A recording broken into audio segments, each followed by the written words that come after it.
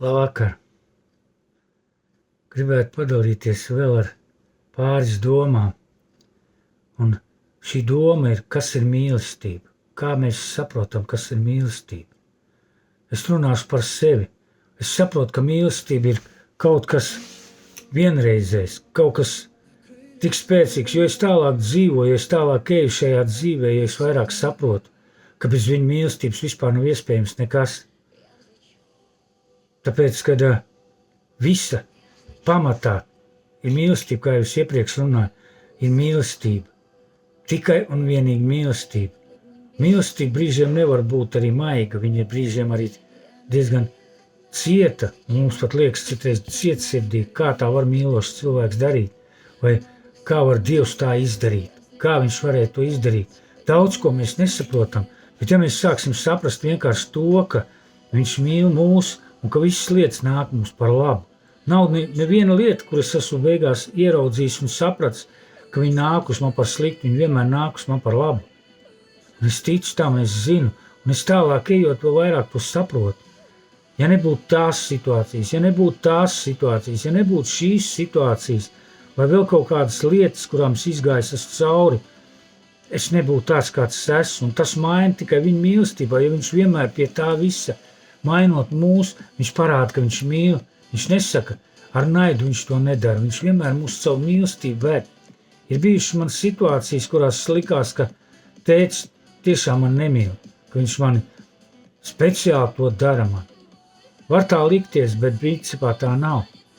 Viņš mīl mūs, jo to, kurš viņš mīl, viņš pārmāca, tā Bībele saka, un tās pārmācības nav vieglas. Kurš teica, ka būs viegli, ka tev būs medus maize, ka tu iesi cauri kaut kādām problēmām, jo tas mums sāp. Mums sāp, ka mums jāiet cauri kaut kādām sāpīgām lietām, un parasti jau ir tā, ka mēs ejam vienmēr sāpīgām lietām cauri, ka mēs neejam kaut kādām vienkāršām lietņām. Tās tu vienkārši izdara un viss, bet viņa mīlestība mūs ved pie sāpīgām lietām, pie tām lietām, kuras mēs esam aizlikuši kaut kur dziļi iekšā savā sirdī, un viņš sāk vilkt ārā. Un es esmu pateicīgs tiešām tētim par to, ka viņš velk ārā no mums šīs te dziļās, sāpīgās lietas. Es pat esmu daudz reizes teicu, tēti, nevajag, varbūt ne šito, varbūt nedari tā, varbūt neizdari man to, tas man ļoti sāpēs. Viņš saka, dēls, man tas ir jādara. Es gribu, lai tu augtu, es gribu, lai tu iet uz priekšu. Un tāpēc šīs sāpīgās lietas viņš velk ārā, bet viņš nevelk pret tavu gribu. Viņš pievedīs tevi pie apstākļiem, kuros tev būs tas jādara. Un es runāju par sevi, es savā dzīvē to esmu nevienreiz ieraudzījis, ka viņš ved tieši tajās sāpīgajās lietās, tieši tās situācijas, tev izveidot tās situācijas, kurās tev jāpieņem šis pareizais lēmums. Un ja tu mīli tēvu, mīli viņu, tu to darīsi. Es to darīšu. Mēs to darīsim, tāpēc, ka viņa mīlestība ir pati galvenākā lieta, jo, ja mēs neiemācīsimies mīlēt, mēs neko nesasniegsim. Mīlēt mēs varam iemācīties ejot cauri problēmām, ejot cauri tām sāpīgajām lietām un beigās padototies tēva rokās, un kad mēs padodamies tēta brīnišķīgās rokās, viņš mūs izmaina. Viņa mīlestība ir tā kā medus, kas tavu sirdi apņem un dziedina, izdarot tev anestēziju savā veidā. Tev vieglāk tas iziet cauri, tev vieglāk tajā procesam iziet cauri. Es esmu to ieraudzījis, jā, ir sāpīgi, bet tad, kad tu norīt tās sāpes, tad, kad tu viņus izlaidi ārā, pasakot visu, es runāju tēvam visu, pilnīgi visu, citreiz ar dusmām, citreiz ar naidu, citreiz pasūtot pat, piedodiet, bet es to daru.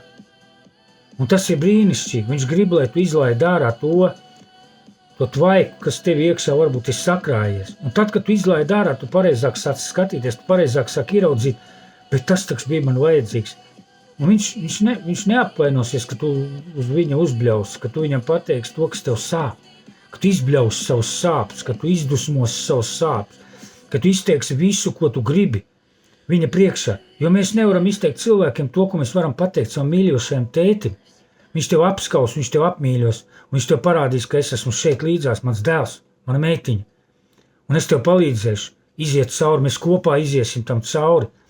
Man šī doma ļoti pieskārās, un es zinu, ka tas tā ir. Un es pateicos tiešām, ka viņš ved tam cauri, un paldies viņam, ka viņš izved mūs cauri tam, un ka viņš iedod mūs šo sapratni, ka labāk ir iziet, nevis atlikt, jo vairāk mēs atliekam, jo sliktāk mums paliek. Un tad ir vēl grūtāk izraut ārā no mums to, kas mums tā ir tā sāpe. Bet tikai mīlestības apskāvienos, nākot viņa tūmā un lūdzot viņa mīlestību, viņš mūs maina. Viņš dod šo anestēziju mūsu iekšā, lai mēs spētu atvērt savu sirdi viņa priekšā un atdot viņam visus savus rūpes un raizes. Tā kā tā doma, esat svētīti, mīļie.